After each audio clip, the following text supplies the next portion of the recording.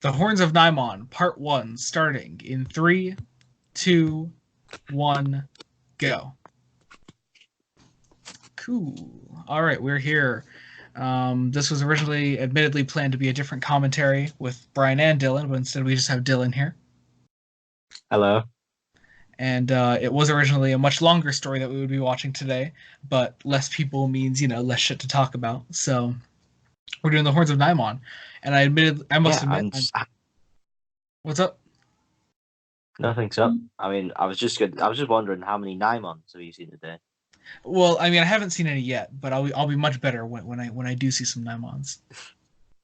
Right. Um, Should I take a shot every time I see a Nimon? Probably not, oh, because I'll get up at oh, 6 o'clock. please do, please do, please do. If I Um, was at uni, I would. um, so I'm admittedly like slightly doing this to spite Jacob right now, because he did What a in twat. his He likes his own tweets. well, that I mean that always deserves making fun of. But as of right now, or just recently, I guess, or he put it up today or yesterday, I can't remember. Whenever this video goes up, Jacob in his ultimate Doctor Who marathon watched the Horns of Nimon and gave it a really shit score. And I'm doing this commentary to prove that the Horns of Nimon is a work of genius. The ultimate marathon, more like the ultimate marathon of liking your own tweets. You prick. I mean, you call me an egotist. Everyone unsubscribe from Lord Slug, or no, unsubscribe from Jacob Licklider. You traitor! Hey, I said Jacob Licklider. I corrected myself. God, I didn't realize there was so much black before the Horns of Nimon started. Yeah, yeah. It's Is this something is it? Was this part of the original cut? I don't know. I don't know. All the black and yellow here seems pretty forced. It seems like it's trying to force an agenda on me. Yeah, I think this is the black agenda right here. Yeah, yeah, Try to force diversity of screen. yeah, yeah. Man, the beginning of the story really does kind of betray how ridiculous it gets, doesn't it? What, the black screen? No, no, no. It's just kind of a standard opening, other than the stupid looking guns they Huh. have. Yeah, have you actually started the episode? Because I haven't. Wait, what? Wait, you I didn't haven't? realize. I didn't realize you'd press play. I thought we were just doing banter before we started. God damn it, Dylan. Are you Just tell serious? me what minute you're at. Just tell me what minute you're at. All right, all right. Just catch up. I'm at 250 right now. Right, so tell me when you're at 3 and I'll let go of the All slider. right. 255, 56, 57, 58, 59, and 3 minutes. Oh, I'm behind still. Shit. Okay. 306, 307, 308, This 309, is riveting. 311, 312, 313, 314, 315, 316. Whenever you're ready, just tell me to stop. 318, I'm not 19, ready yet. 20. God damn it. Right, okay. I'm ready. I'm ready. I'm here. 325, 326. Yeah. Good. Are we good?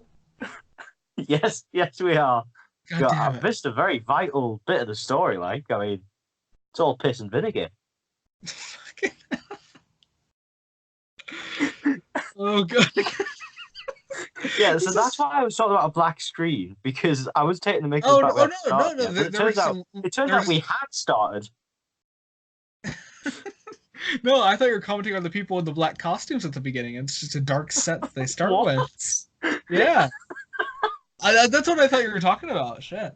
Yeah, I'm such a failure. I did the countdown. Did you miss that? Yeah, I thought you were counting down to when we were starting recording.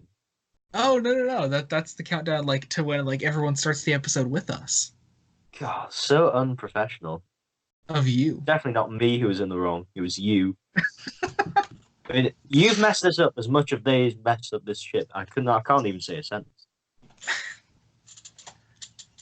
So Jacob's main criticism of this story is that the script is shit, and I'm like, how could you not love the brilliant dialogue between these characters? And he said that the only thing to like in this is that Tom and Lala Ward are great together. Yeah, well, Jacob clearly has no fun in his life. He's never been laid. He just needs Just needs to get outside because this is brilliant television. This is art. The only thing that isn't art is not having John Leeson as K9. It's just wrong. Oh, yeah, fucking David Brierly. I mean, his voice is like, chalk on a chalkboard. Wait, chalk on a chalk? Do you And mean nails on also, a chalkboard? yes, I do. It's like chalk on. It's like, wait, I'm so tired, mate. how I'm tired. chalkboard is supposed to sound? I don't know. Chalk on the chalkboard still isn't like the best sound in the world. God damn. Also, why is Romana like some kind of kinky devil dominatrix? I don't know. I don't know what's with the fucking like the red coat. Oh, And wait, what? the leather Schoolgirl one gloves. episode, dominatrix next episode. Make up Yeah. your mind.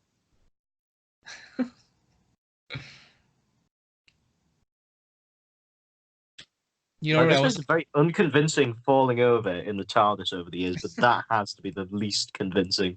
Oh yeah. Eat your heart out at edge of destruction. Oh, the Romans is the best one, where they just turn the camera on the side. Yeah. Also, can I just say, this is by far my favorite Tom costume. I love the shirt. Really? Yeah.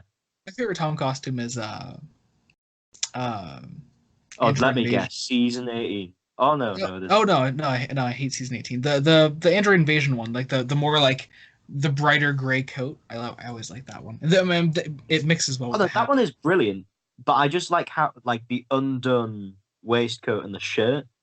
It looks quite rugged, looks quite cool, you know? I appreciate that. Yeah. Yeah. Like, if you take off the scarf, it's something you might actually wear around the town, you know? Yeah, yeah.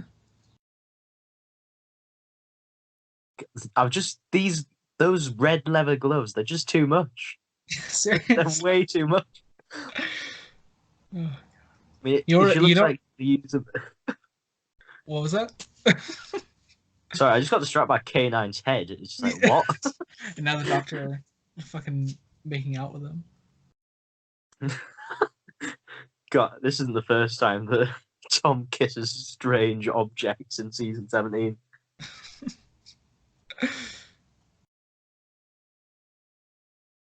You know what I always like to think about when watching season 17 stories? Um, I don't know, is it Kinky Romana giving you like a red leather glove hand job? No. When I'm watching season 17 stories, I like to think about That's how what much I'm how much about. Tom Baker and Lala Ward are fucking in between takes. It's true. And then in season 18, it's how much they're arguing in between takes. Did you ever read any of the issues of that part work series, Complete History? Uh, Pardon? That part work series, Doctor Who: The Complete History. Oh, yeah. Yeah, no, I saw those in some of my local corner shop. It's like, what on earth is this doing here? Yeah, I have a couple of the issues, and I have the one that covers I think like State of Decay through Legopolis, and it's most of like the pre-production stuff is stories about Tom and Lala Ward sitting on opposite sides of the table read and just screaming at each other. God, you'd You know, think they'd have something more interesting to talk about in the season 18 one, considering how beautiful some of the stories are in yeah, that one. yeah, definitely. Like, I'm not a Well, big season 18 person, but for Doctor Who, it looks absolutely beautiful.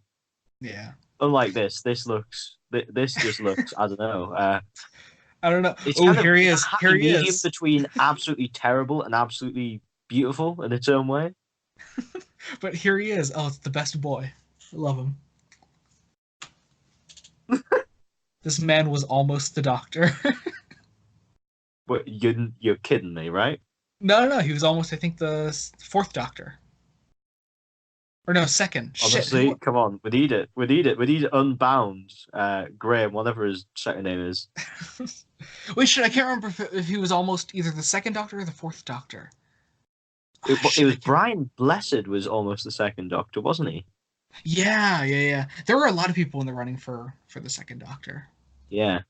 Honestly, I kind of thought that Brian Blessed was a bit of a silly idea for the second Doctor, but then I watched I Claudius, and I Oh, I've realized never seen that. actually how much of a great character actor Brian Blessed was before he just kind of got typecast as himself. every Yeah, role yeah. he's in, which kind of, I suppose, happened in the 80s onwards. Could you imagine Brian Blessed doing Enemy of the World? How great that would be! And now I'm going to kill you! Oh God! Damn it! I never thought Ah, too much of the. I never thought too much of the red gloves before, but now it's really distracting. Now that you brought it up a couple I know times. it's so. Fuck. I mean, just look at it, man. I mean, who wears that apart Fucking Lala from Ward. TV dominatrixes? Yeah. Yeah. I mean, I bet she took that costume home with her and Tom. Ooh, oh God. Can we just take a moment to appreciate this fact here? Yeah, this is a visual representation of Tom entering Lala. Oh God.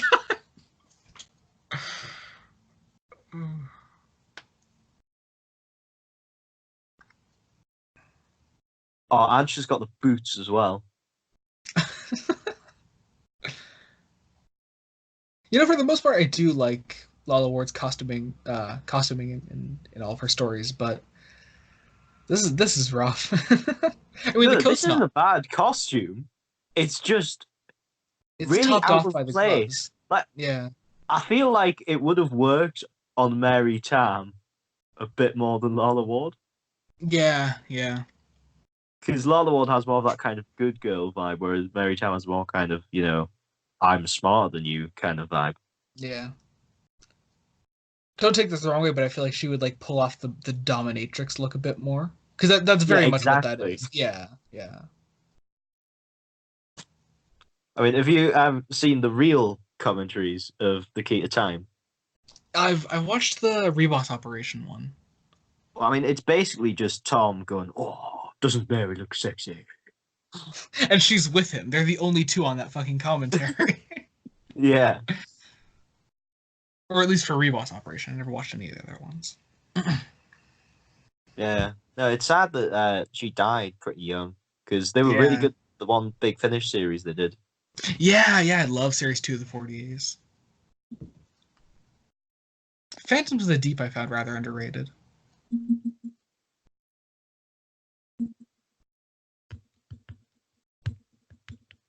See, this is all the yellow I was talking about. It's an agenda. Yeah, this yellow agenda. As you know, do you know what the yellow agenda is? Oh, what? It's trying to convince us that bananas are good. Ooh, those damn bananas.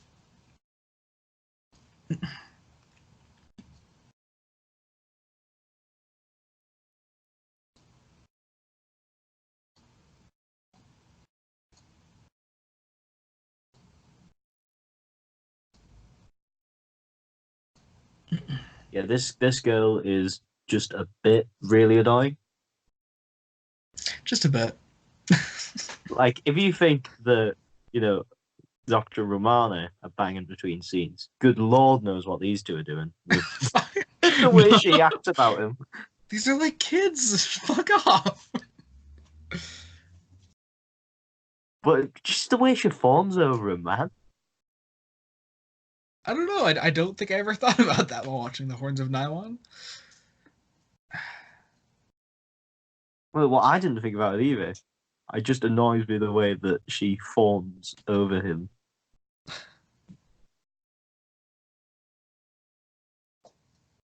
See, but the other thing you have to do with each season 17 story is imagine that the other girl that Tom Baker is secretly fucking behind Lala's back.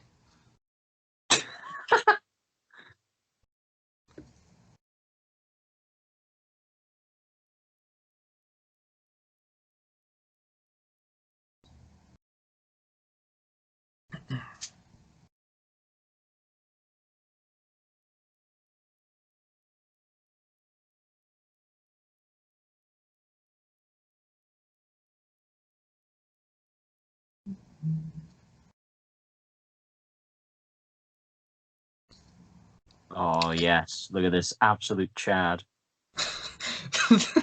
Those guns are so stupid. Oh my god. This lad is a real Chad. Is Is he more of a See, Chad that is he more of a Chad than the Nimons themselves? he's more of a Chad than Maximus Chadonatus from the Romans.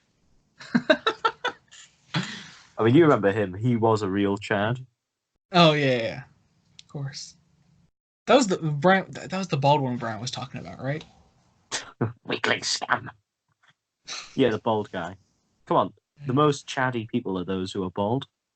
Oh, of And, course. he could be bald for all we know. So I'm just going to say he is. I mean, why do you think Nick Briggs slays all the pussy at Big Finish?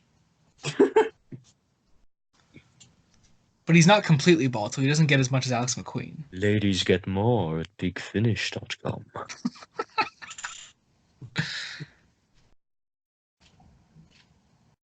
Big Finish. Finish. We love We love pussy. ladies. I was being more classy with it, man. You just took it Oh no, straight. I'm just being a dick. Oh, he's back. Shit, I can't remember the actor's name.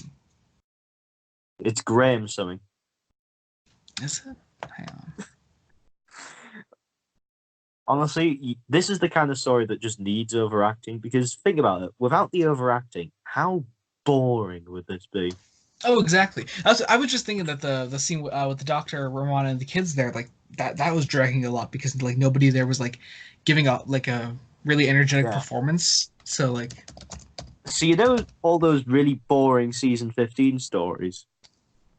yeah, That's what this would be without the overacting and Douglas Adams wit inside of yeah, it. yeah, exactly. So it really It's I mean it's what Nightmare of Eden is. I haven't seen that. It's the one Classic Who story I haven't seen. It's been like 2 years since it's been the last one I haven't seen. Or maybe 3 years. It's been a long time. Hmm. Christ, I just turned around and for a second I thought he'd hung himself. Like with just his legs dangling. No, oh, fucking hell. All right. Here wait. The actor is oh yeah, Graham Croden. Yeah, you see, I got his first name right.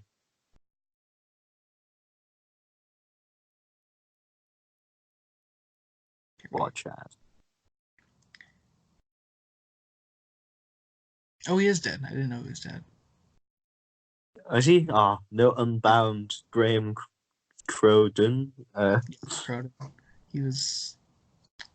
Yeah, he was almost the fourth Doctor. That's it. Lovely. He only turned it down because he didn't want to take on a long run. Instead, he would immortalize his fame in the Doctor Who community, the Doctor Who fan, and they're just in world cinema with this absolute pearl of a performance. I mean, he literally ascends a terrible, low down, worthless script into pure, unbridled art. Yeah, Only the greatest of all time can do that. yeah, yeah. Eat your heart out, insert famous actor here. William Shatner. Yeah, I was gonna like name a famous actor, but I thought, what if people actually think that they're not good and I just look stupid because I don't really know any actors outside of classic British TV. I was saying William Shatner because the whole overacting Star Trek bullshit.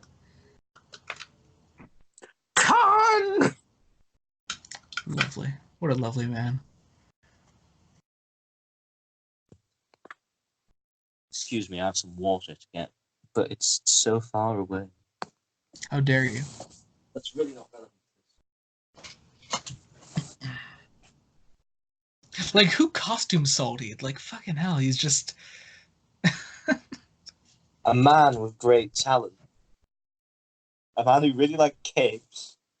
like not only is the cape ridiculous, I love the color that comes up behind him, and his little scepter thing. But what on earth's happened to K9? I don't even know. Is he at a 4th of July celebration or something? Damn Yank. Oh wait, no. Maybe it's no. It's because it's the red, white, and blue, the British flag. He's been to Brexit Day. He's been back in time for Brexit Day. K9, we've got to go and stop Brexit. Yes. Maybe This is he's the reason. master. This is the the reason why David Brierly really never came back as K9. It's because he got stuck back in the Brexit universe.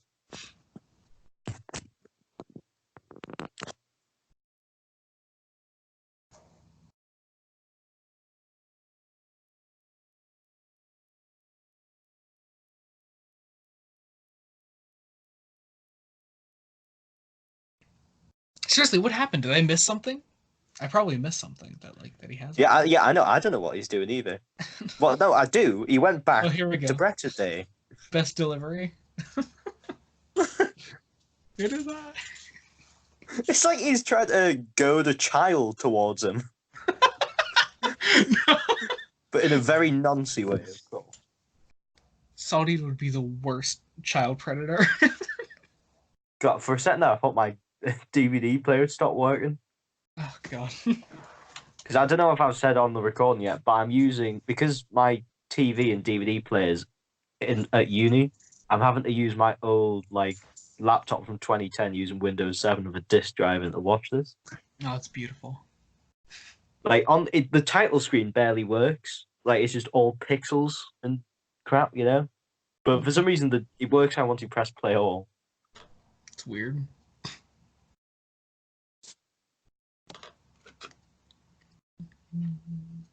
Oh, look at the way she uses those gloves to cup that ball.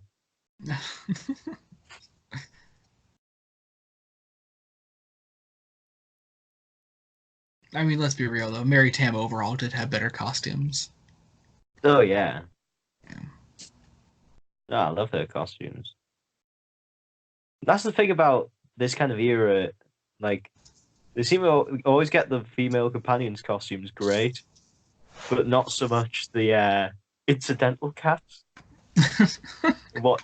Oh yeah, we'll just give them all yellow jumpsuits. Most of them don't even look like they fit.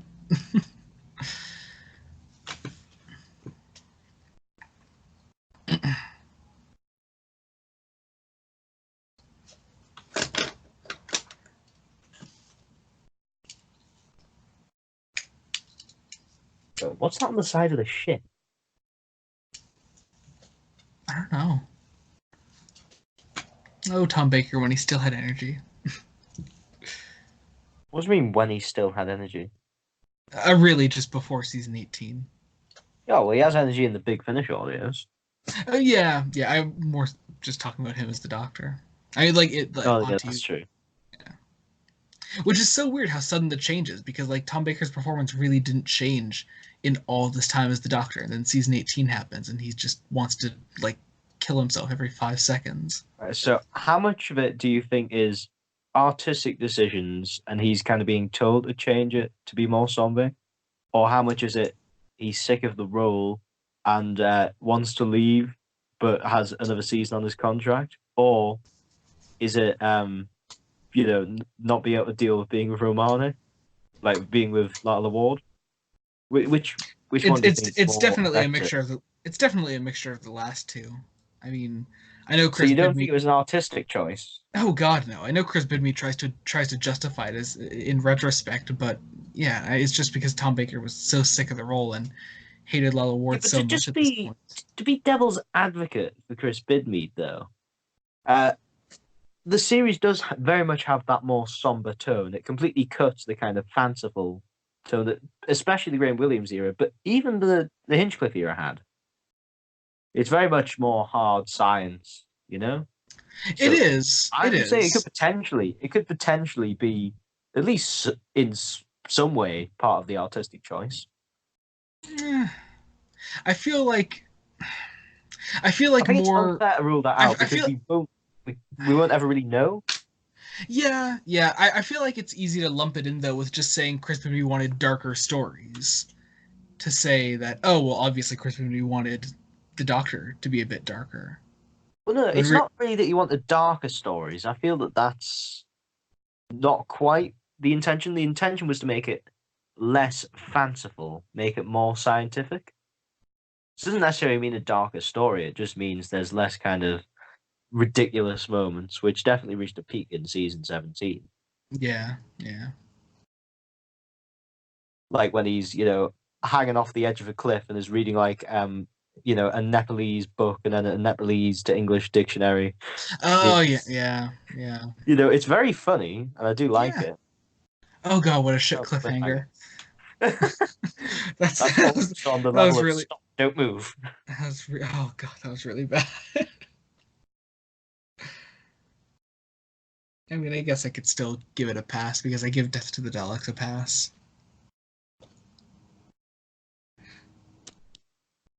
But I guess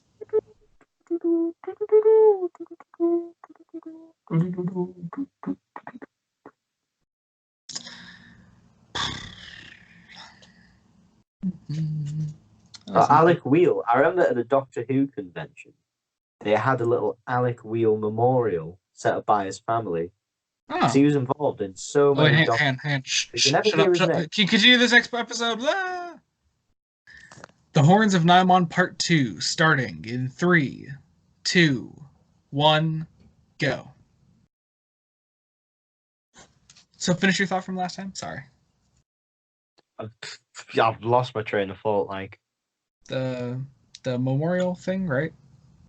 oh, I was just talking about the Alec Wheel. I think it was Alec Wheel memorial, because like he was involved in so many Doctor Who stories, but you never hear about him because he was just behind the scenes. But you have a look at all the stories about. It, I was like, wow, this guy really did have an impact on the show, and it's nice to kind of see the unsung heroes of Doctor Who, especially in classic Who, when a lot of them, Yeah, passed.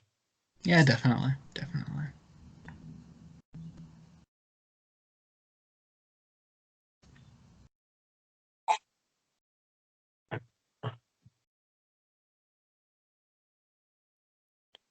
Oh yeah, back on the season 18 topic quickly because I wanted to go back to that complete history thing I was talking about because State of Decay was the first story that Matthew Waterhouse filmed.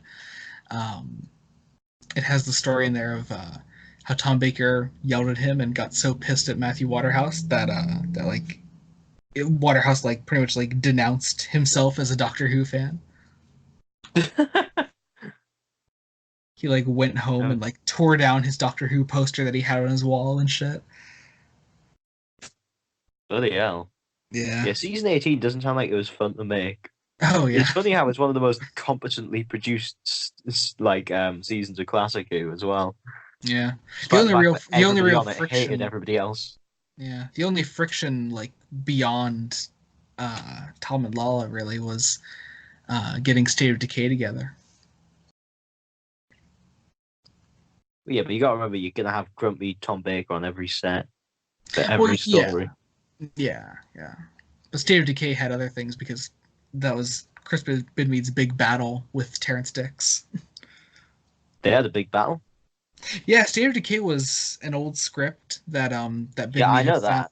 Yeah, and Bidmead like found the script and he got in contact with Terrence Dix about making it. Um, and shit, who directed it? Was it Peter Moffat? I think directed Yes, it State of was. Decay. Um, and so Terrence Dix agreed for them to use the script in season 18. They could work it around for the season or whatever. So Terrence Dix worked it around himself, and and they showed the script to Peter Moffat, and he liked it.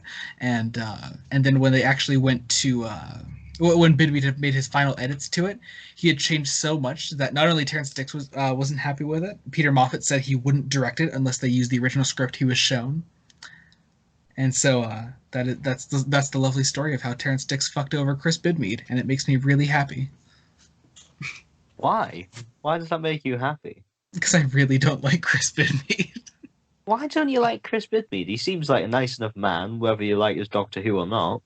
He's a bit pompous. I don't know. I think he thinks a bit too highly of himself. I know, I like the man personally. Yeah, So what, is the State of Decay the original Terrence Dicks script, or is it Chris Bidmead's edited one? it's Terrence Dix's original script, but obviously edited to fit in with season 18. I But not wonder so. I wonder what the Bidmead version would look like, because honestly, I don't like State of Decay. They went into specifics of it on the DVD. I can't remember exactly what he changed. Um, but yeah, I noticed overall Terrence Dix and Peter Moffat were not happy with it. But overall, I like State of Decay as a story. Why don't you like it? I don't know, I find it pretty like a bit of a yawn fest, to be perfectly honest. I don't have It any. it I don't can have any constructive criticism. It's just like I find it boring. yeah, I can agree with that for the most part. I mean it yeah, it drags a bit, but I'm kind of in love with the concepts and the aesthetic of it. Yeah, well, I'd rather like with season 18 with that aesthetic. It needs to be very interesting to keep me engaged. Otherwise, it just ends up being boring.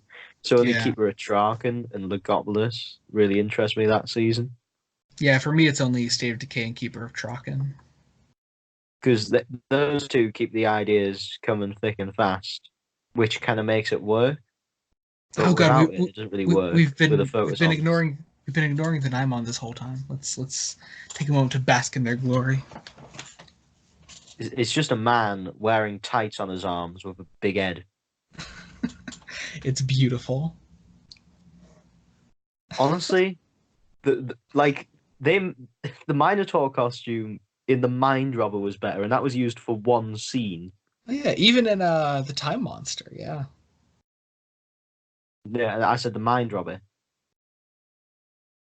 Yeah. Yeah, but there's Wait, also the there Time was some. Monster. Oh yeah, there was. It played by Yeah. Darth Vader as well.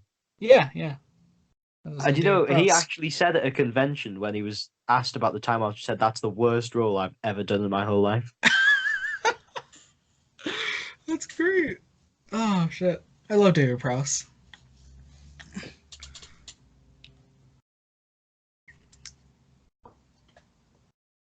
I don't know, but I think the best role Dave Prowse ever played in his life was Green Cross Man.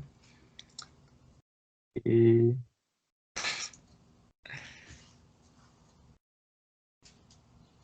I'm just sorry. I'm just enjoying his performance. Oh yeah, he's wonderful.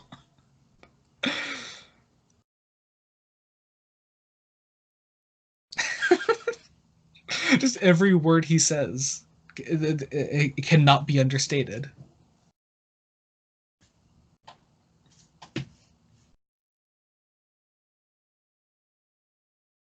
I think that's part of the problem of season 17 because of like all of the inflation and stuff going on at the time. They just had absolutely zero money at the point where most 60s stories look better. Yeah, definitely. Like because I don't mind sets to look a bit now, but they get to a point where it just completely sucks out the atmosphere. Oh, for sure. Yeah, this is one of those stories. I mean, for much as I love how campy this can be, and just how fun it is to watch. Yeah, the sets look absolute shit. I mean, the same thing happened to season 16, but only right at the end of it. Yeah, Armageddon Factor kind of falls into the same trap, but Yeah, but I, and again, that's because of the inflation was so high that they had the money they had at the beginning of the season and they budgeted was worth less by the time they were making that. well, I still like Armageddon Factor. I don't know. It's a bit really boring. I don't know. I used to think it was really boring. I've I seen it a loved couple it when times I now. was little. Oh, I absolutely this adored it fucking when I was scene. little. Oh, I love this. Sorry. But I don't know. I yeah, still like and it. also William Really? Squire is the shadow in that episode. And I don't know if you know William Squire for anything else, but he's in lots of other classic British TV, and he's brilliant in other bits of classic British TV. But they just absolutely ruin him in Doctor Who. They put him in this awful costume and make him use this funny voice. I It's don't know. like William Squire, you're a brilliant actor. What are you doing? I think maybe for you that may only be coming from the fact that you know him from other things. For me, I still like the Shadow personally. Well, I didn't. Well, the thing is, I didn't know him the first few times I watched it. It was only after I watched Callan and then watched the Armageddon Factor. Because Callan's a brilliant show. If anybody wants has heard of that, you should give it a watch. I've not seen it. But Callan's basically like it's a show from the late 60s, early 70s, where it's kind of like a spy kind of espionage thing, except that it's really, really cynical. Hmm. It's like it kind of betrays like, the British government is doing some really horrible, evil things, and like the person in it is really reluctant to do it. There's almost like kind of blackmailed and bullied into continuing being in his job. Sounds cool. I Oh, redid my sexy. I redid And there's my lots of Doctor Who writers on it as well. I'm sure. I mean, any classic British television show, it's gonna have one or two. Yeah. Um, I redid my key to time ranking recently, and weirdly enough, my favorite has changed. It was originally Stones of Blood. It is now Rebus Operation. Oh, well, you see, the top three of Key to Time, they're all so close because I love them all to bits, being, the Ribos Operation, Stones of Blood, and Androids of Tara. Oh, I definitely, think definitely. Androids of Tara just about scrapes it, but Rebos, whatever, and Stones of Blood, they're just all so close. Yeah, yeah, I agree. Um, Because Stones kind you, of you know has what the actually came out best on atmosphere and story, but Androids and Ribos have so much charm. because then Pirate Planet came out on the bottom for me. Really? Oh, I love the Pirate Planet. I Also, this still is the like it. most over. Wait, wait, There's wait. not really This a is the story. most over the top explosion effect in all of Doctor Who. It just goes on way too long. It's ridiculous. Anyway, Yeah. go on. I just needed to comment on that. Oh no, it's all good. I mean, maybe we should be talking about the story more like that. um, but no, I mean, there's not really a story in Key to Time that I don't like. Just ones that I like less than others. Yeah. Unlike most people, I actually enjoy the power crawl. Oh, I love Power of Kroll. I think it's so much fun. Yeah, praise Kroll, you filthy dryfoot. Do you I used to support like it more when I was rights? little, man. It's because I had a much more, a child's mind who kind of really dig any Doctor Who story that was on some far-flung planet. Oh, definitely, definitely. I've been showing my sister a lot of classic Who. She's only 10. Wow, took me a long time to think of that. And she absolutely adores Power of Kroll. See, that's why I like Classic Who. One of the reasons I like Classic Who a lot more. Because so much of New Who is Earth-based, you just don't get the same childlike sense of adventure watching it? Oh, definitely, yeah, yeah, Also, he's not a Chad anymore. He's not bald. yeah.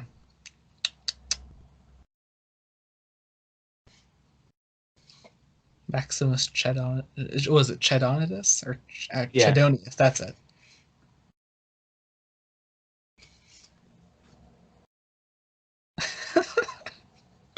This fucking performance.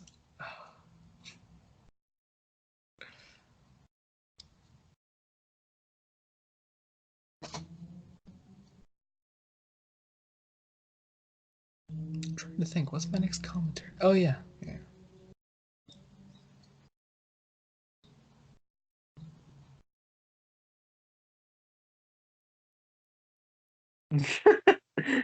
He's been absolutely caught.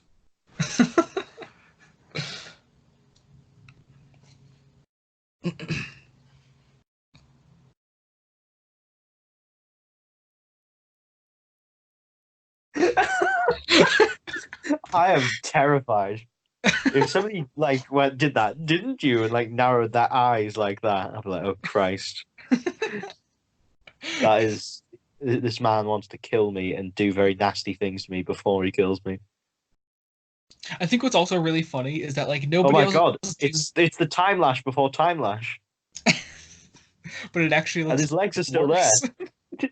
Did you see his legs were still there? Yes. He's still just standing there. It's like, hello, I can come out now, can I? Eat your heart out, Time Lash. No, I think it's funny though. Graham Croden is like giving such a over the top performance that even people who aren't giving nearly the energy when they're doing a scene off of him, then they immediately know how to play off of him. It's Yeah, great. he's probably the only person during the whole of the Tom Baker era to bring more energy than Tom Baker. Oh yeah, definitely. Well, I mean, there's literally anyone in season 18. Oh, well, that's true. Yeah. Yeah, well, honestly, I always forget that season 18 is part of the Tom Baker era because it just feels like a completely different era. It does, yeah, definitely.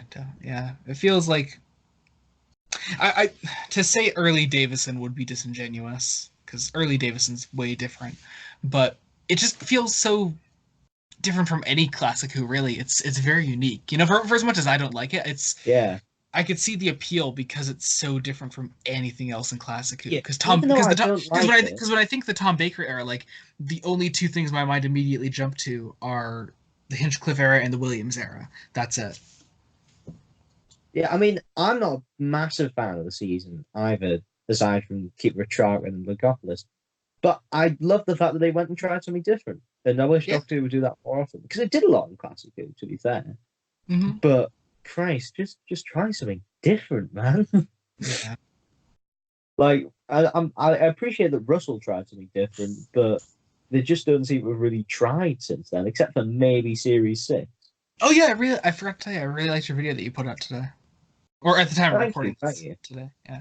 Yeah, it was actually was it your Series 1 podcast I was on with Genesis and Androzani? Yeah, yeah. That was us talking Yeah, about. that's where I kind of started to come up with the idea. Yeah, I It's could kind of tell discussing that you were looking at it in a bit more of a retrospect. Yeah. like yeah, Like, because discussing how Russell Shaver's formatted the series made me kind of realize, okay, this is why it wasn't very good. Series 11 wasn't very good, and why people from all areas of the fan base are actually kind of agreeing, yeah, that wasn't actually that great, was it? yeah, because it makes a Whereas lot of usually it'd just sense be the that classic Who that like fans don't like it, and everybody else loves it. it makes a lot of sense that even for people like us, like who don't like the new Who series arc style, it makes a lot of sense that like that would be a part of the appeal for most new Who fans. And Series 11, Yeah, if you're gonna keep the 45 50 minute whatever format, then you have to either stick with story arcs or completely change the format of the show as it is.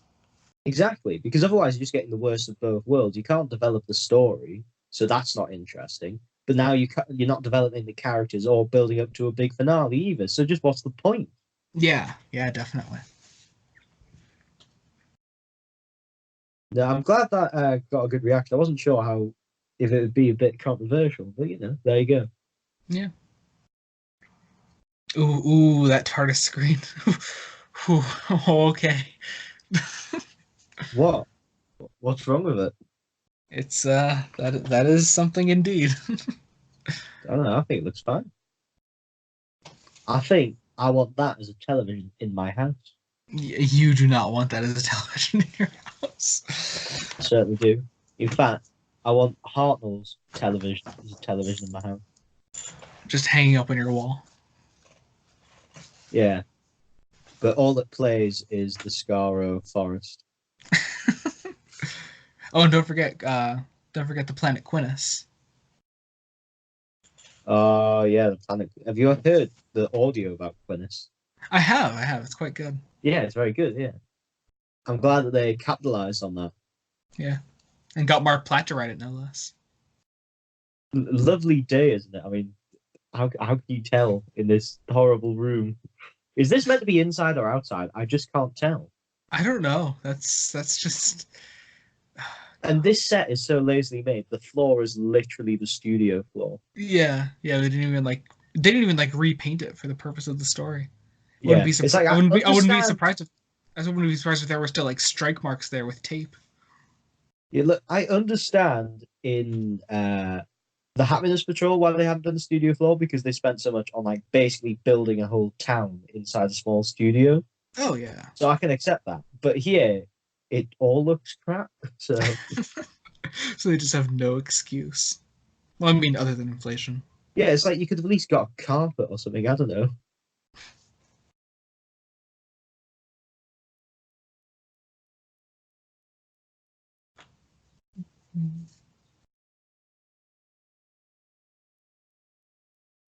See, these are the scenes we have the least to comment on because these kids are just so uninteresting. That was quite cool. That was a cool moment that they actually made. Yeah. Got to give credit. Who would have thought some creative decisions in the Horns of Nimon?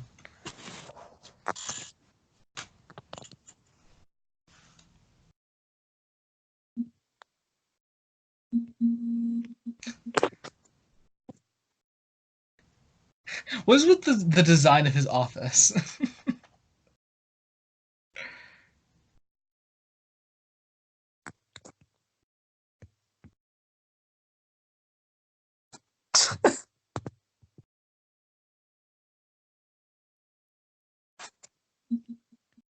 See, this is the moment that everyone has been waiting for in the Horns of Nimon, when Tom Baker and Graham Cronin meet.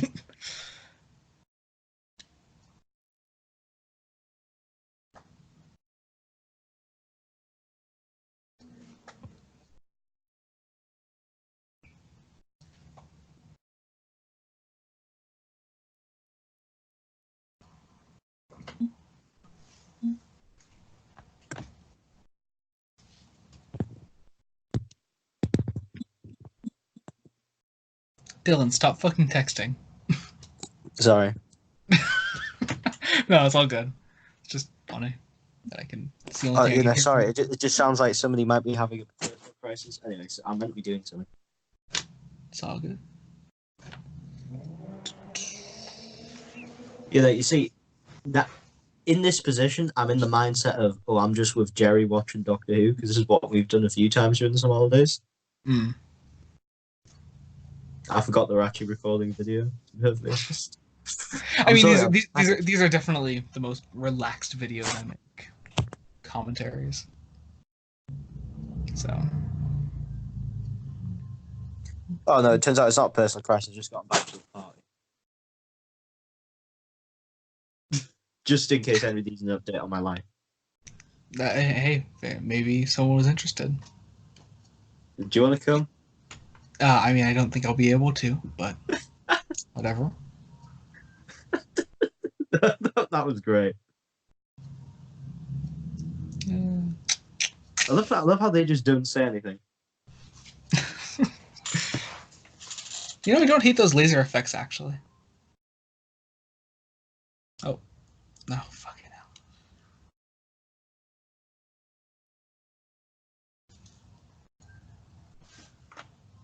hell. What a beautiful man. How do I get a beer like that? No, beard, not beer. Freudian slip. I feel like that should have been the cliffhanger. I don't know.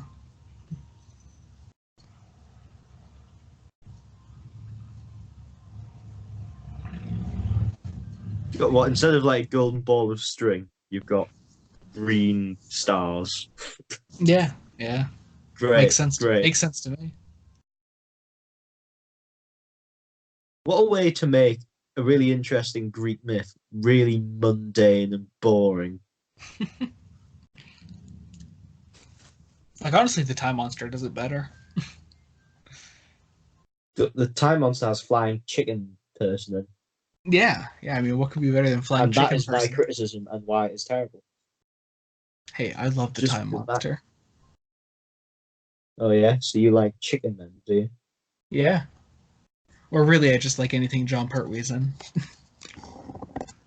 That's the closest a John Pertwee episode gets to being bad. Well, there's the Mutants, That's true. which comes right I before suppose the at Time least the Monster. Time Monster has a bit more camp appeal than the mutants. It does, yeah. The Mutants is just mostly boring. The Time Monster, at least, The is season fun. 9 really isn't that great. Like, but by Pertwee standards, it's pretty Oh, dull it's definitely the weakest Pertwee season. by a mile. The only Curse of Paladin stands out to me. I like the Sea Devils a lot. Everybody likes Sea Devils, but I never get it because the Sea Devils is just a poor man's Silurians that isn't as interesting and has less of the subtext. I just rather I watch the mean, Silurians. well, I mean, it's basically the Silurians, but you know, obviously, you put it in a different setting, and you throw in the Master, so you have a And somewhat make it different not as dynamic. clever. I still like it. I like it's not bad. I just every time I watch it, like I just wish I was watching the Silurians right now. I still think it's fun. I also appreciate the production of the story. Oh, we're about to see this lad get absolutely yeeted.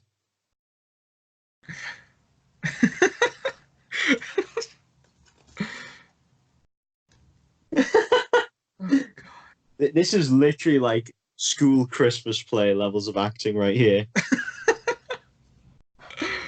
oh, I love it.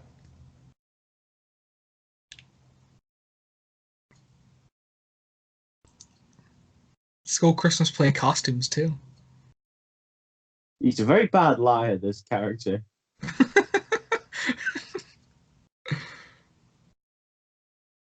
So how does it kill them? I forgot. Are you ready for this? Oh, there it is. Oh, it's basically a dab. So Nimon Now he's just stabs at T-posing. anyone he doesn't like. There's Oh my T-posing. God, Lala's And, acting and Lala Ward's T-posing as well. I will assert my dominance, Nimon. Oh God, this fucking story.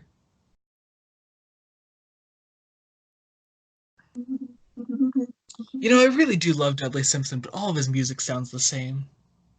Well, after season 7, yes. Wait, what did he do in season 7? He did Spearhead from Space, the Ambassadors of Death. Ah, shit, you're right.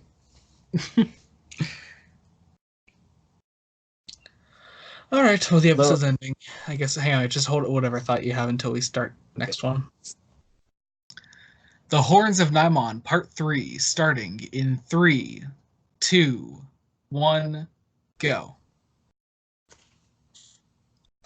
So, what Yeah, were you so yeah, what I was going to say was, I think it's important to bear in mind that at this point in Doctor Who, Dudley Simpson was working on both Doctor Who and Blake 7. Oh, shit, was he? Yeah, so that's quite an undertaking. Two big series where he's doing all the music. Did, does Blake 7 music sound similar to his Who music? Or Yes, but I feel that his Blake 7 music in this era is better on Blake 7. hmm. Especially he makes the title sequence of his Blake 7, and honestly, it might even be better than Doctor Who's title sequence music. It's that good. Hmm. I'm completely unfamiliar with Blake 7, so You need to watch it. You'll love it. I It's basically all done by people who've done Doctor Who, you know. It's perfect for Doctor Who fans. excitement. We get to watch this amazing scene again. Oh wait, did it just I already mean, happen? literally, it's like created by Terry Nation, script edited by Chris Boucher, and produced by David Maloney, you know? Oh, it was scripted by Chris Boucher. Oh shit. Yeah, no, Damn. Chris Boucher is probably the best, like one of the best writers on Blake 7. Like, I know his Doctor Who episodes are kind of a bit up and down, but all of his Blake 7 episodes are absolutely outstanding, I like his and he Doctor Who writes the episodes best for the one. most part. Well, Robots of Death's great, but the other ones are kind of, like hit or miss. I like Face of Evil. Basically, yeah, no, it's good, but it's not like outstanding. Whereas his Blake 7 episodes are, gobsmackingly good, Nice, nice. Like there's at least two or three of it. There's at least two of his Blake 7 episodes I would say are on par with some of the best Doctor Who ever. Damn, You know, damn. like I'm talking. It's like greater quality than his Doctor Who. He really had Blake 7 more in his heart. I mean, gotta prioritize, I guess. Well, no, he was doing Blake 7 way after he did Doctor Who. Well, not way after, but after he'd done Doctor Who. Hmm. Because Blake 7 only started 77. Yeah. Well, sorry, 78, not 77. And then he was only script editor for season 1, because that was mostly done by Terry Nation. So he wrote his own script only in season 2, which would have been 79, which obviously Mhm. he didn't do any Doctor Who past Image of Fendar, Yeah. which What were you gonna say? Sure. this looks terrible. This Oh is yeah. choreographed awfully. I gotta wonder, like, how much time did they actually have to rehearse any of this? Yeah, I like the Nimon's high heels, by the way.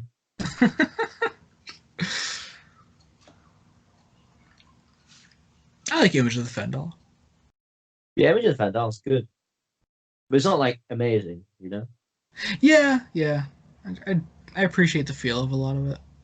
It's also one of those few Tom Baker era stories that I really like the supporting characters of. Yeah, that's true. There are quite a few good supporting characters in that.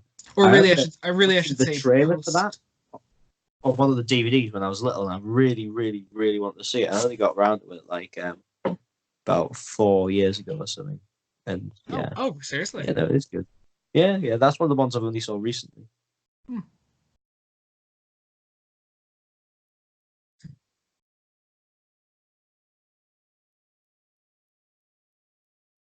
Or really, I should specify at least. But there aren't many Tom Baker era stories post Hinchcliffe that I like the supporting cast of. Because Horror of Hinch, Fang Rock, they're quite good. I said there aren't The many. Invisible Enemy. I don't like the characters of Invisible Enemy that much, other than the Professor. The Ribos Operation. Love Rebus Operation. I mean, that's Robert Helms. Go figure. Uh, Androids of Tara. Yeah. See, but you're So naming all the good that's ones. quite a few. Oh yeah, yeah. I mean, but also consider after the Hinchcliffe era, there were 4 whole seasons of stories to take into consideration. Well, three. Well, Oh yeah, no, I forgot season 18. you forgot season 18 again. God damn it. Yeah, there's not maybe Keeper of Traken is probably the only one in season 18, Yeah.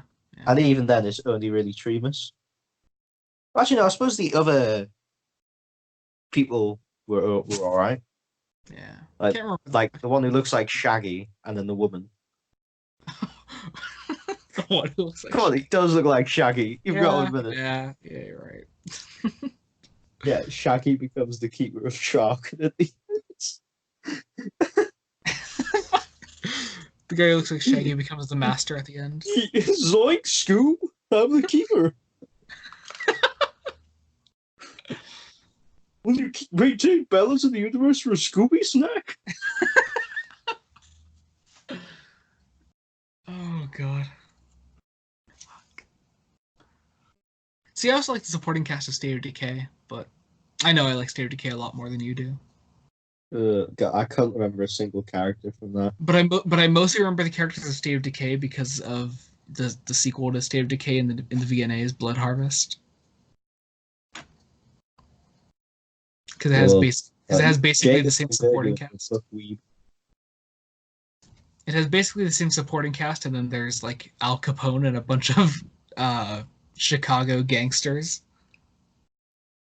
Chicago Gangsters and State of Decay. Those two things. Well, I don't mean, work they're I mean together. they're not in E space. It's a plot going on side by side with it though. Honestly, I don't enjoy like kind of TV shows that do like a gangster episode because it's just so overdone. Oh yeah, it's very cliche. And I don't know about you, but I don't find gangsters that interesting. To be perfectly honest. I feel like it could be interesting if done But I correctly. think the only But kind of gangster thing I've seen that I really enjoyed was Goodfellas. yeah, love Goodfellas. But That's a decent film. yeah, And obviously here I'm referring to the kind of, Italian American mafia. I mean, yeah, there's other yeah. kind of gangs that are interesting. Because, I love Breaking Bad, so obviously I like that kind of gang kind of thing. My favorite kind of gangsters are the Asian ones from the beginning of the TV movie that just brutally murder Well, because they children. kill Sylvester McCoy. They kill someone. God, The Asian child. You're a sick Bruce. Bruce. What a beautiful film. A film I've seen way too many times in my life. I've probably seen it about, 5 times? Which is probably too much.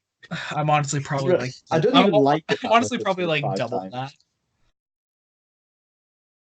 that. That's the thing about Doctor Who. Even episodes I don't even like that much, I've seen like 5 times. Yeah, You yeah. know? Unless it's New Who. I feel like there are a lot of Davies. I don't know. There are very specific New Who episodes I come back to a lot. Like, Oh yeah, same. Mostly Davis ones though. it's weird. Like Zero when I of come that wants to go back like to. That's actually the very best. one I come back to a lot is Unicorn and the Wasp. Really, I haven't been back to that since I was a kid. I think I give it another shot. I think it's very rewatchable. I never thought it was bad, but it never stood up to me when I was a kid, and I've never bothered to rewatch it. Oh, I know. A Moffat one I come back to a lot is Impossible Astronaut. That one's not bad, but I don't particularly have a massive just to rewatch it. I think it's one of the. It's for me at least. It's probably the best Moffat series opener. The Moffat one I've watched the most is probably Time of Angel, Flesh and Stone, which I do quite like that one. Mm. I've seen Amy's Choice quite a bit as well. Obviously, I've seen Heaven Sent a few times because that is truly beautiful. I've seen Mommy on the Orient Express quite a few times. Yeah, I used to love that one, and I still like it, but my opinion's dwindled a little bit. Oh, I love Mommy on the Orient Express. I think I just enjoyed it at the time because, like, whoa, this feels like actual Doctor Who for once. But when you look at it, like, it's good, but it's not good. Yeah, I disagree.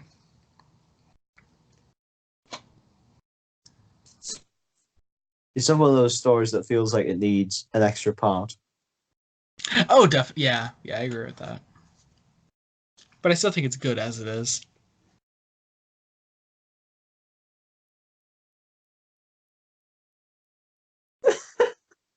My God.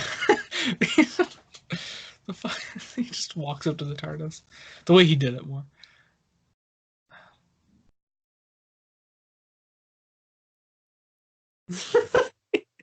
He basically just laughed at the end of that line.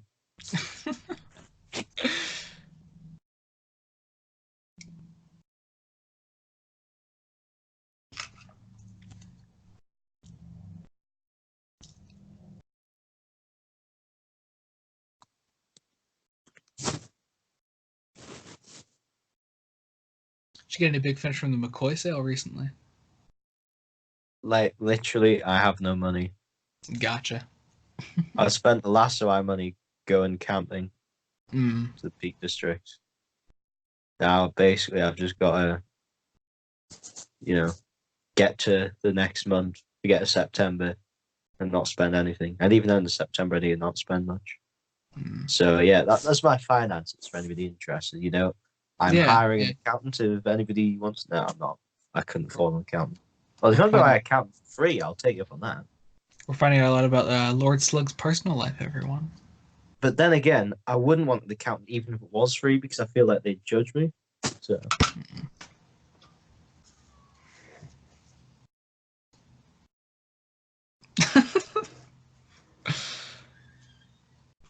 Solid.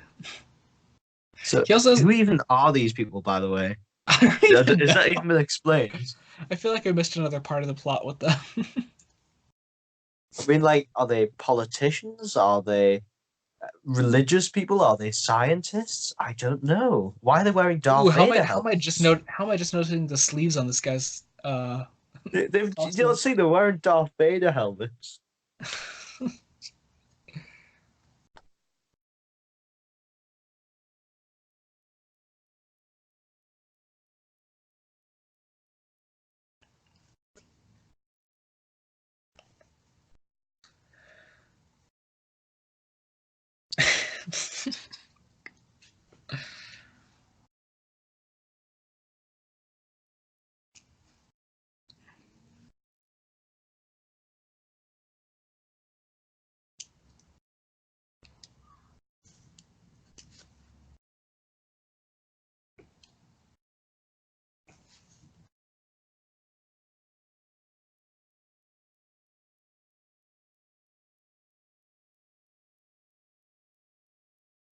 I like the feather Oh, that was helmet. a nice R roll.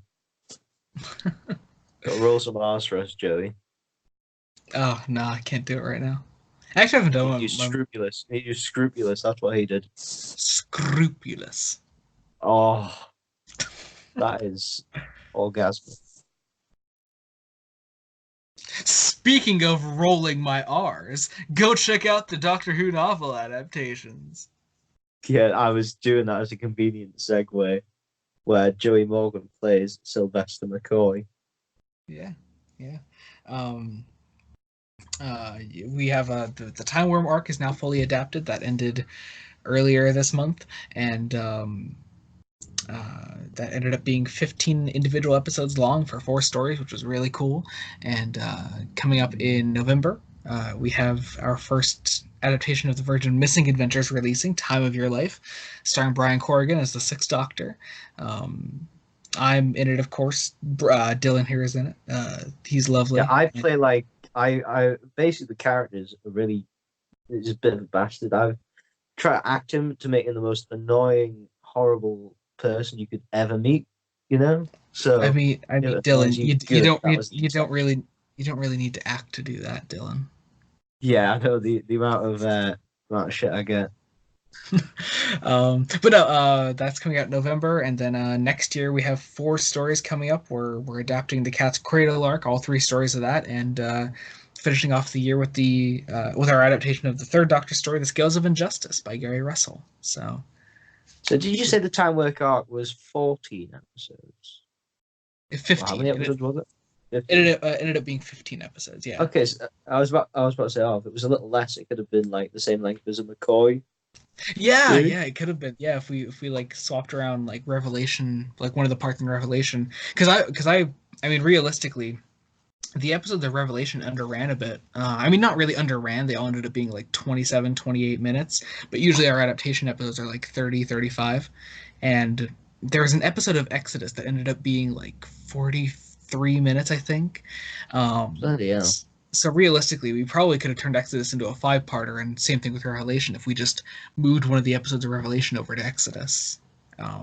Or really, actually, just cut an episode from Revelation overall and cut down the Yeah, cliffhangers a well, bit more. you get a lot of leeway with audio for how long the episodes are, because obviously it's not like it's being broadcast. I mean, look at Big Finish. They Yeah, have episodes as short as 20 minutes and as long as 40 minutes. So, yeah, yep. and they're doing So it professionally. So I think you can get away with it. yeah, because that part three of Exodus. I mean, I like part three of Exodus, but damn, I was not expecting it to be as long as it ended up being.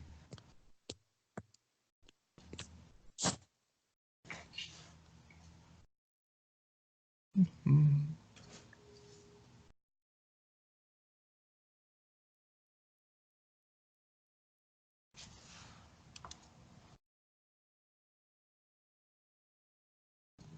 Honestly, I'm Oh, and confused as to what oh, sorry. position Soldeed holds in this society.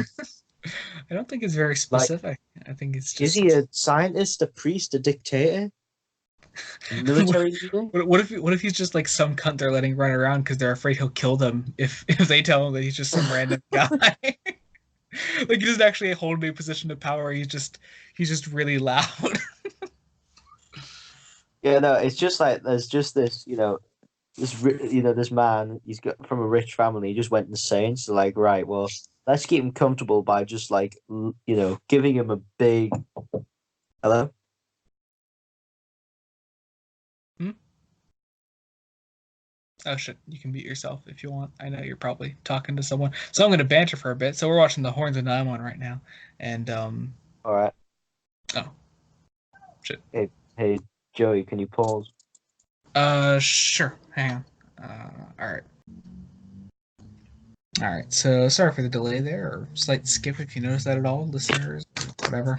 Um, You see, like, if you were clever, you could have seamlessly edited that, but you're not good enough to.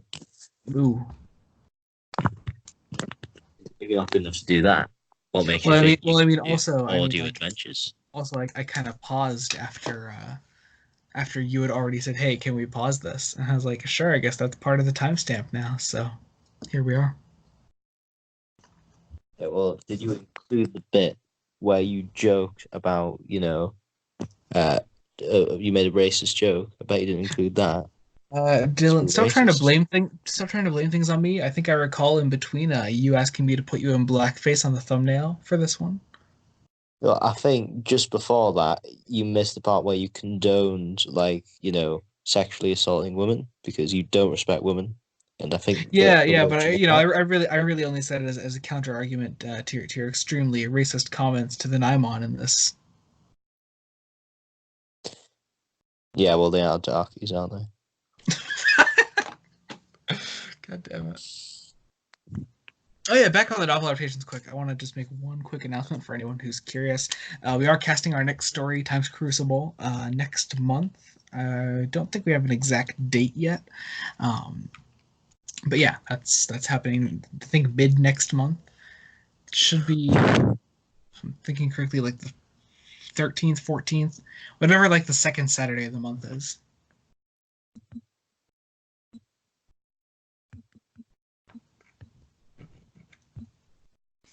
Lots of fun roles to cast in it. The doctor's just sweared at us. What's up? The doctor just sweared at us. Did he? Yeah, did you not see him stick up his two fingers? What? Oh, is that not swearing in American? I missed what he did. Sorry, I wasn't looking for like 5 seconds. Stuck up two fingers to the camera. Oh.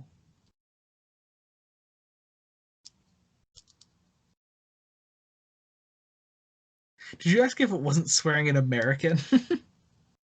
Well, yeah, because some things you don't know, like basic things in America. So like Yeah. when you stick your two fingers up to somebody, that's a swear. But because you do the middle finger there. Mm-hmm.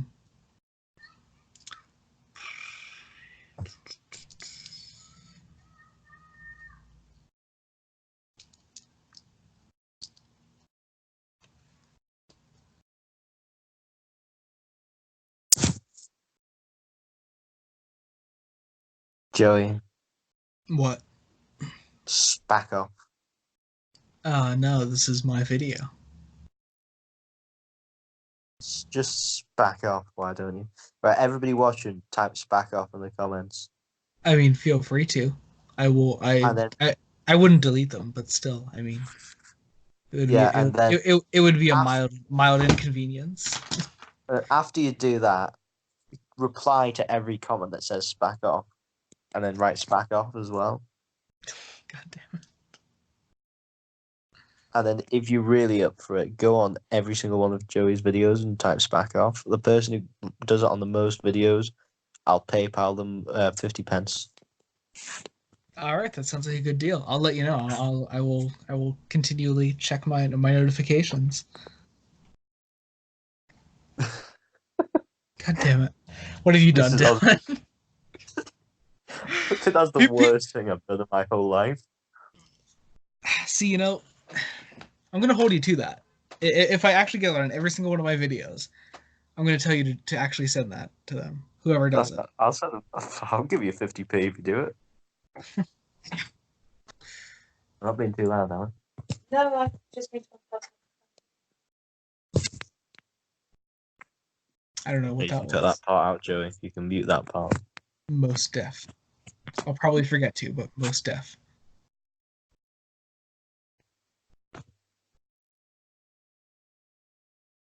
I couldn't even hear what whoever that person was saying. So. You know, it was actually, it was Pope Gregory VIII. Oh, of course, of He course. invited me for drinks on his yacht, the Saucy Sue. All right, so you all Took heard it me here wintering first. Montego Harbour. You all heard it here first, loyal Lord Slug fans. Go join Dylan and Pope Gregory VIII. Yeah. Is there even an eighth? Who knows? But there might be.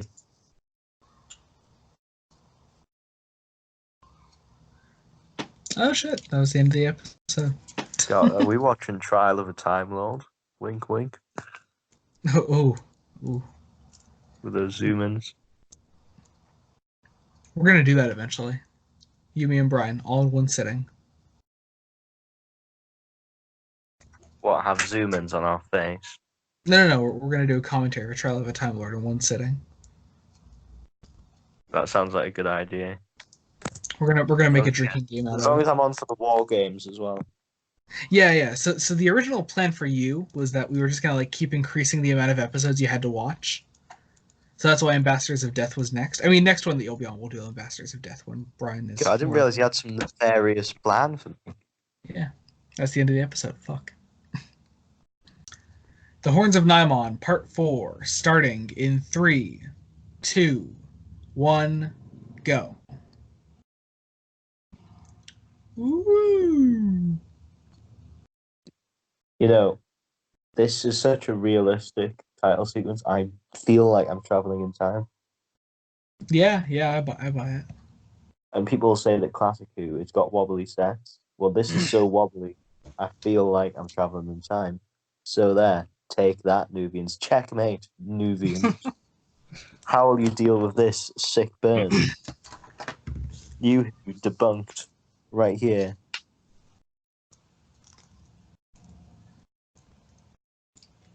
Also, I've completely lost track of what's going on in this story. Oh, same here. I don't even know what I'm watching at this point. This seems to happen every time. Yeah, See, yeah, the we thing just about commentaries by the cast members is they actually have interesting things to say about it. well, we're just kind of fucking around for an hour and 40 minutes. Yeah, I mean, at best, there's a few hundred people that find me interesting in the whole world, you know? Yeah. Well, hey, I mean, what are you almost at 1,000 subs now? Yeah, but some of them might like not find me interesting or something. I don't know. Fair enough. And one of them's me,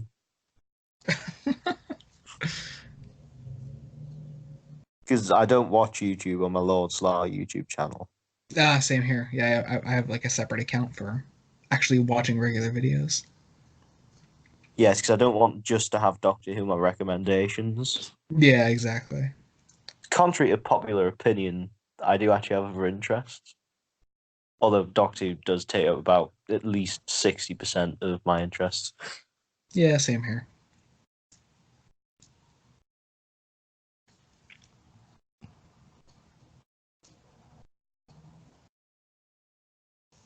Oh yeah, she's on the weird planet they screwed over, isn't she? Yeah. Yeah, yeah. This is the UK after Brexit. Just people in Nimon costumes running all over the place. Yes. Oh yeah, to expand upon that salty theory earlier, where he's just a crazy guy that people just kind of like let do whatever the hell he wants. Yeah. It's evil. That's why all the Nymon costumes look absolute shit because it's just people putting on stupid costumes to make him to like just sort of feed into his fantasy. God, you can tell that's somebody's actual theory about Doctor Who canon.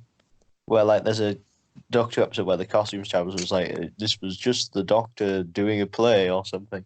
Yeah, In the same vein as how Jacob tries to pretend that Wotan didn't call the Doctor Doctor Who because he clearly did. yeah, Doctor Who is required. It's Doctor Who. His name is Doctor Who. That is yeah. canon. His name is Doctor Who. What was that even an impression of? I don't know. I remember somebody making fun of Michelle Gomez doing that kind of voice one time. Wait, who made fun of you? No, Michelle Gomez. Michelle Gomez made fun of you. No, That's not very nice. Did you tickle your balls like you tickle the Daleks' balls? oh, you know it. Did you ever watch Michelle Gomez stand up? It's actually pretty funny. I can imagine. She does seem like she'd be funny. yeah.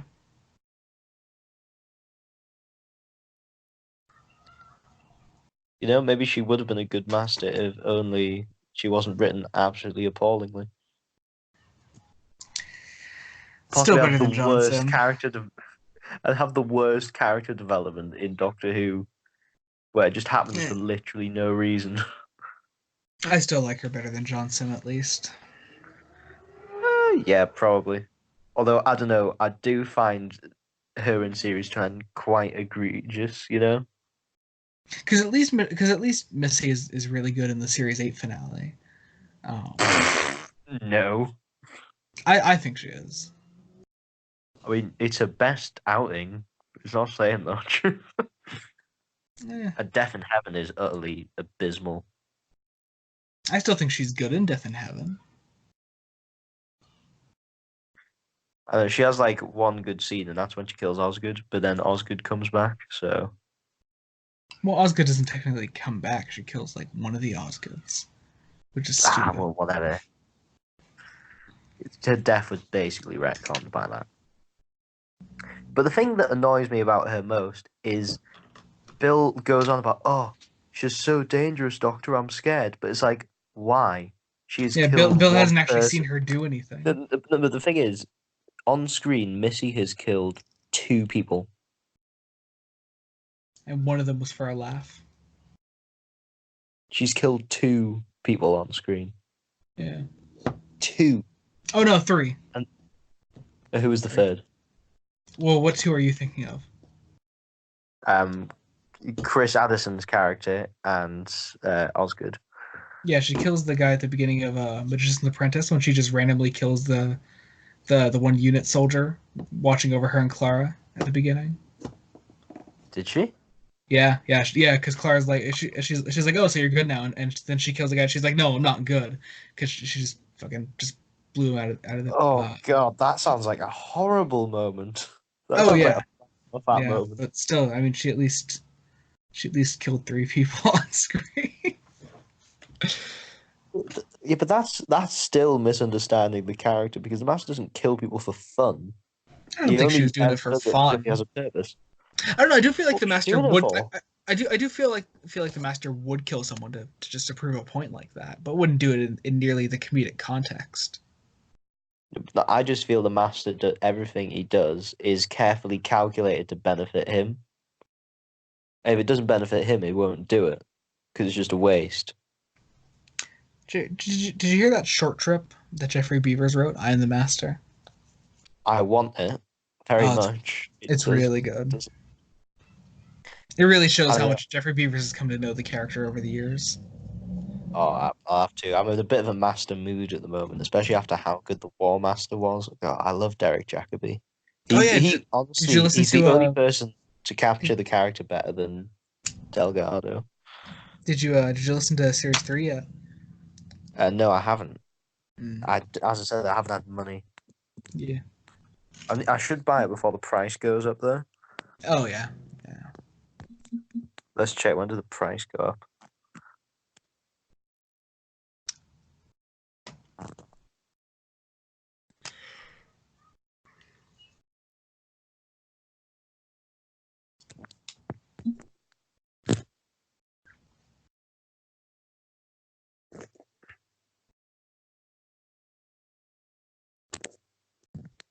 What's this? Different lighting in the horns of nylon? Oh my god. They can afford red lights.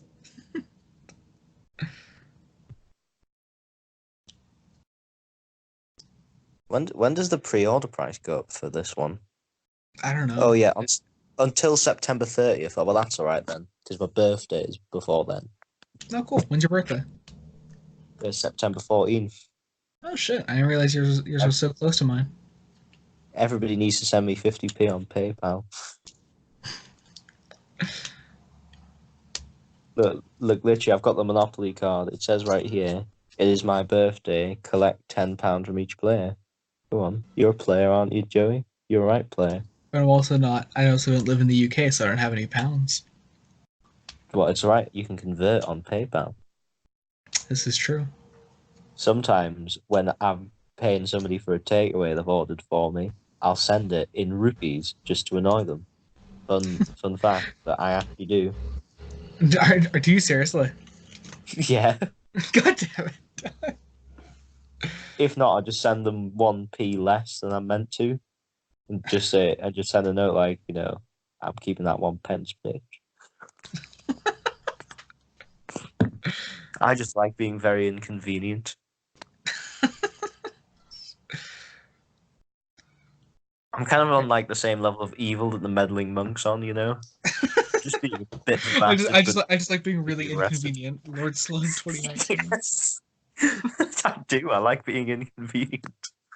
It's great fun. You should try it.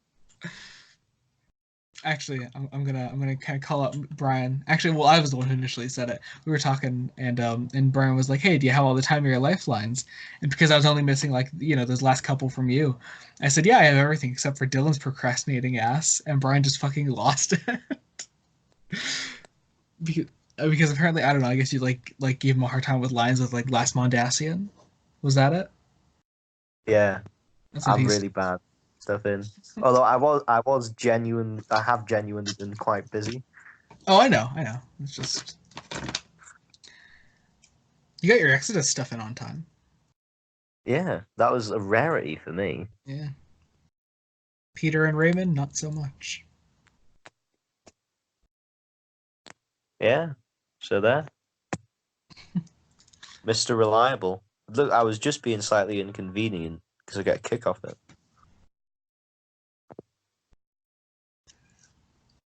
What, by not sending in like your last 15 lines? Yeah. Actually, it was my last 48 lines. Oh, wait, seriously? How many lines did you have? So I sent you 65, and then I've sent you the further 48 today. God, oh, Behind the scenes knowledge that you clicked on this Horns of Nimon video for.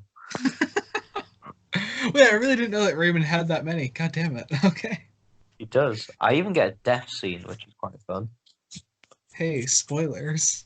Although the only problem was because no, I actually already recorded my lines ages before the due date, but then my hard drive broke again, as you know. I think I did my death scene much better in the original take. Aw, sadness. I know. I couldn't replicate it.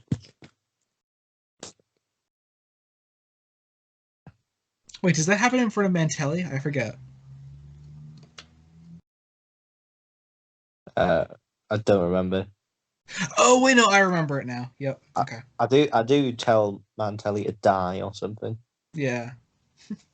And guess who makes it out alive, bitch?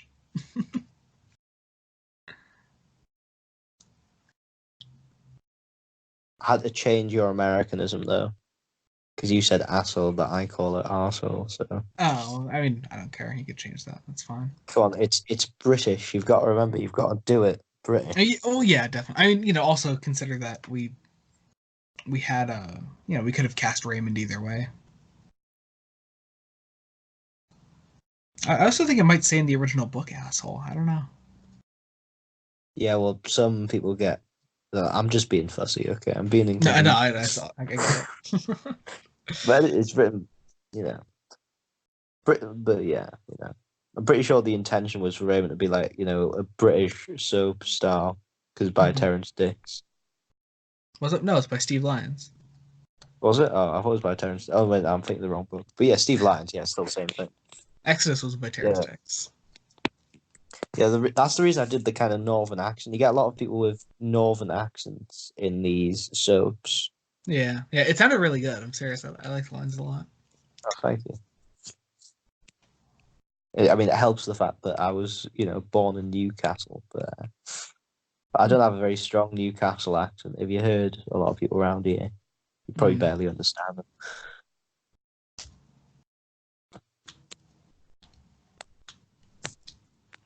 We are learning a Who lot is about. this character? I have not I don't seen this know. person I feel like before. we missed a lot.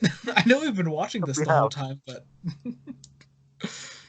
okay, I'm just looking at the BritBox subtitles because I have my volume really low and it just says continues growling in all caps.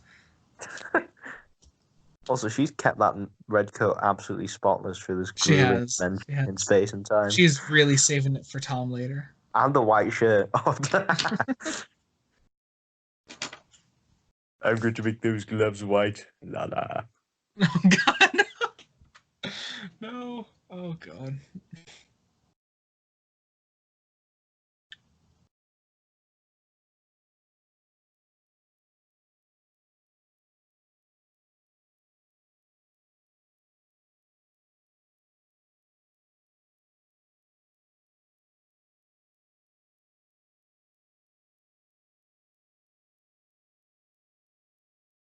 Got 360 no scope.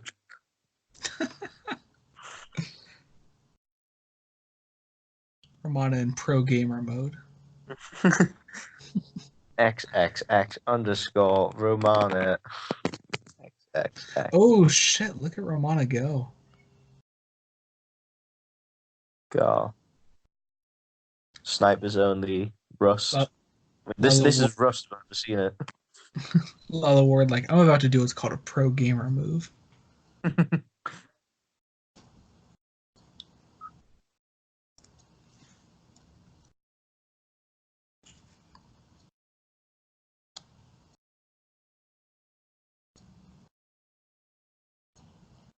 Yeah, I just have no idea who that man is or Yeah, what I'm he really purposely confused. said in the story. Yeah, I haven't watched this story since like 2016. So I think when was the last time I watched it? Had to be when I first showed it to my brother, which was actually yeah, probably late 2016, early 2017.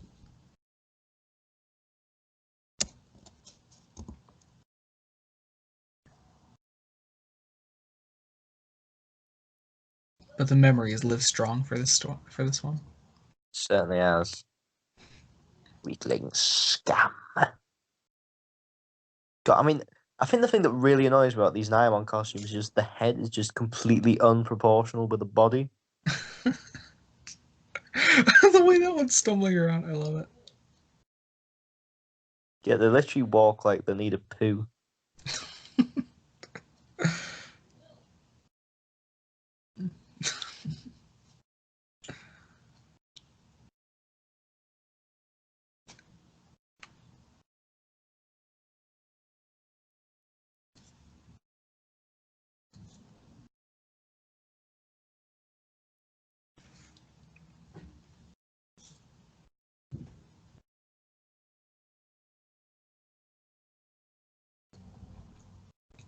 And let us never forget the Nimon's triumphant return in Paul Cornell's Seasons of Fear.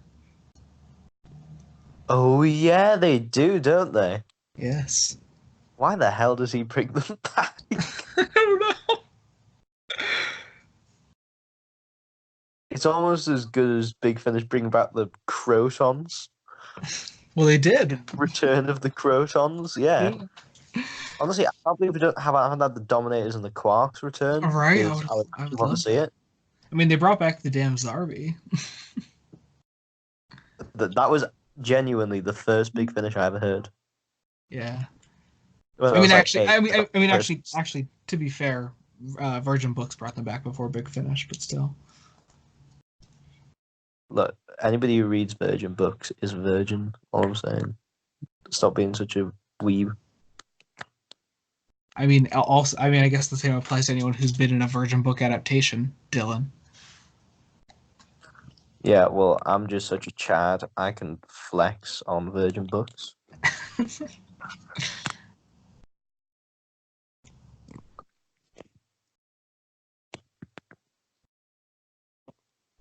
See, I think my very presence turns Virgin books into Chad books. So wouldn't that just cancel out uh, Yeah, so it just kind of the becomes virginity of anyone who reads them? yeah. So it's like it's somewhat in celibate should be the new name of the books.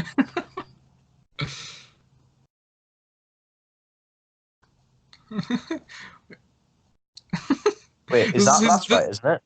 yeah. Wait, is it celibate or incelibate? Is the one where you do? I've forgotten which. Incels confuse me. Okay. Yeah, Incel. because that stands for involuntary celibate, doesn't it? Oh wait, hang on. This is Salid's best scene right here, and we're ignoring it. Free, He I said, can see. "Was the only one."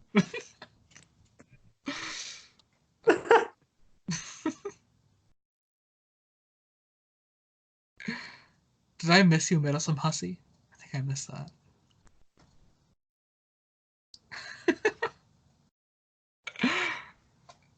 Hymns of conquest. Oh wait, here we go. Wait, here it is. It's coming. I think this is it. Come on. Oh no, I think he said it already. Damn it. What my dreams of conquest? No, I was waiting for you, Meddlesome Hussy. You Meddlesome Hussy. You fool! Oh god.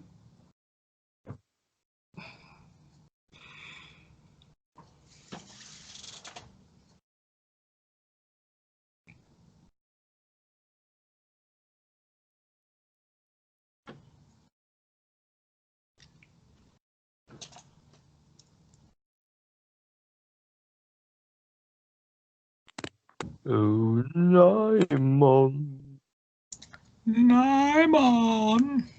Nimon. Nimon. Honestly, I'm that on. a legend has just died. Can we get an F in the chat? Yeah. Everybody also write F as well as spec Spec off. off.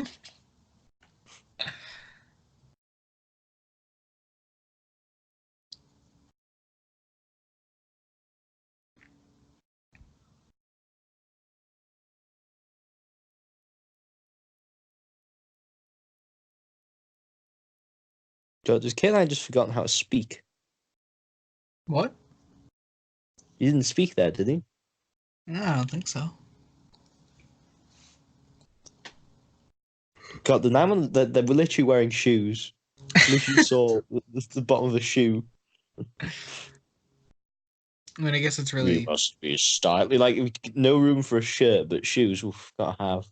I mean, I guess it's really not any worse than Batman wearing Jordans. Yeah, well, I wish the Naimons had bat nipples. I just love that Michael Keaton like actually wore Jordans for Batman. I love the later Batmen have bat nipples. Yeah. George Clooney, of course, being the best Batman. Yeah.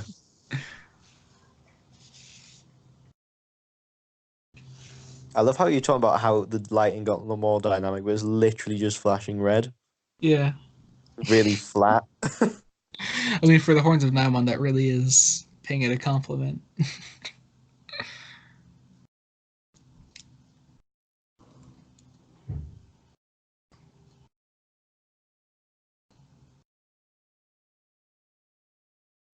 You what she sees versus what you see.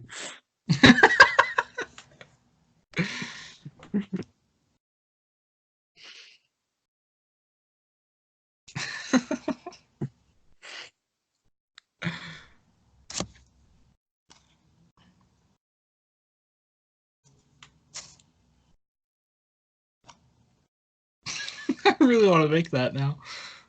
I gotta remember the Beautiful. timestamp to make that afterward. Okay. It was like 22:20 or something. Yeah. That would be a beautiful meme.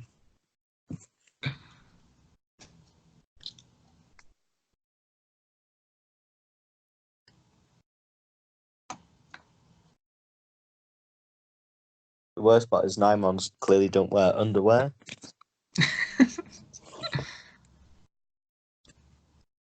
I mean, hey, easy access.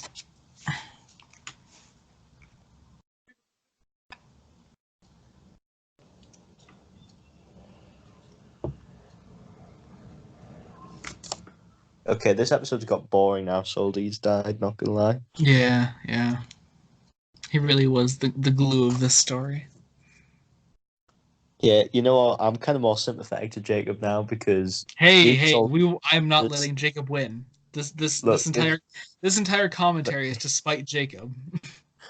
if Soldy wasn't in this story, it would be absolutely terrible. Oh, it would, most definitely, but the fact remains that Salty is in this story, so it's amazing.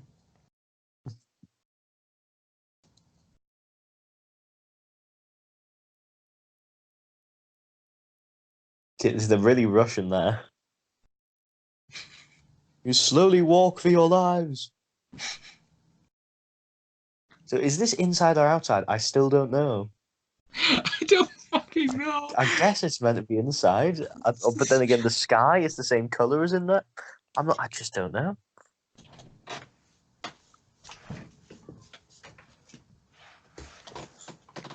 Yeah, this is probably That's the best this is the explosion. this is the crappiest model I've seen in Doctor Who. It's so No, bland. there have been worse. Like literally, when that guy got his little boy to make a Dalek saucer, it looked a million times better. Like Dave Maloney, he got his. I'm pretty sure he got his son to make the Dalek saucer. It looks a million times better than this. Like somebody's son made a better Dalek saucer than they made a building.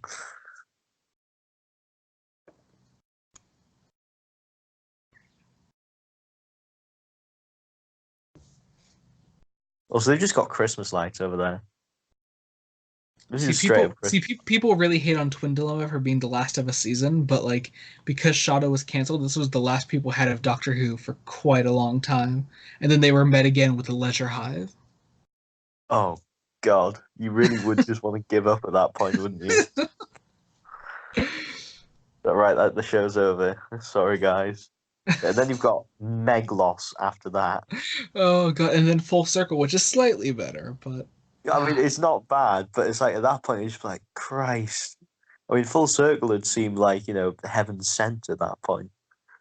see, for me at least, like my death of Doctor Who at the time would be around here, like late Graham Williams, early JNT. Yeah, I mean, because to be perfectly honest, I'm not a big fan of JNT era until you get to around season 21, like midway through season 21. Yeah, yeah. And basically Frontios onwards, and then again, then after Trial of a Time Lord, it kind of gets crap before getting better again in season I don't know. 25. I think I season 24 at least Wait, has wait, wait, wait. Paradise You just Towers. missed somebody called Trevor St. John Hacker. There's somebody's actual name who made this. Well, I had a fun time, I guess. I had a time. I can't believe that episode was 26 minutes long. That must That be one of was the oh longest yeah, Classic Who maybe episodes. that's why it kind of dragged at the end there, huh? Well, thanks Yeah, everyone for watching. Tell us how much you want to kill yourselves now, and goodbye. 50p for anybody who types back off in the comments, every comment section.